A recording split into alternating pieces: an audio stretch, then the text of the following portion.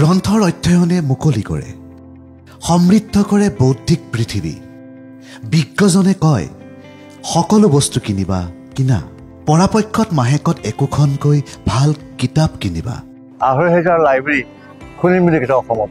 যদি ২,৫০০ লাইব্ৰেৰী খোলে, তেতিয়া আমাৰ ল'ৰা ছোৱালীখিনি এটলিষ্ট তাত যাব পাৰিব, আৰু সেই যাব পৰাটো বাধ্যতা ক'ব লাগিব, নহ'লে এনেই নাযাব পাৰে।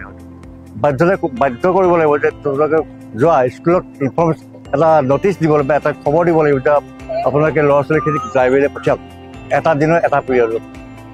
অসম চৰকাৰে ২০২৫ বৰ্ষটো কিতাপৰ বৰ্ষ হিচাপে ইতিমধ্যে ঘোষণা কৰিছে।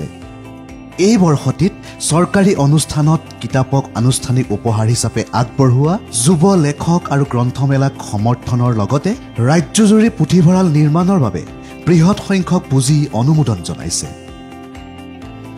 লক্ষ্য এটাই, সকলোৱে কিতাপক আদৰি লওক।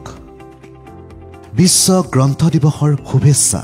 মাননীয় মুখ্যমন্ত্ৰীয়ে ঘোষণা কৰিছে যে ২০২৫ চনটো ২৫ বৰ্ষ কিতাপৰ বৰ্ষ হিচাপে পালন কৰাৰ কাৰণে আমাৰ কাৰণে যিসকল বিশেষকৈ অসমৰ শিক্ষিত লোক, শিক্ষাপ্ৰাপ্ত হোৱাৰ উপৰিও গ্ৰন্থৰ প্ৰতি আগ্ৰহী লোক, তেওঁলোকৰ কাৰণে এই ঘোষণা অতি তাৎপৰ্যপূৰ্ণ।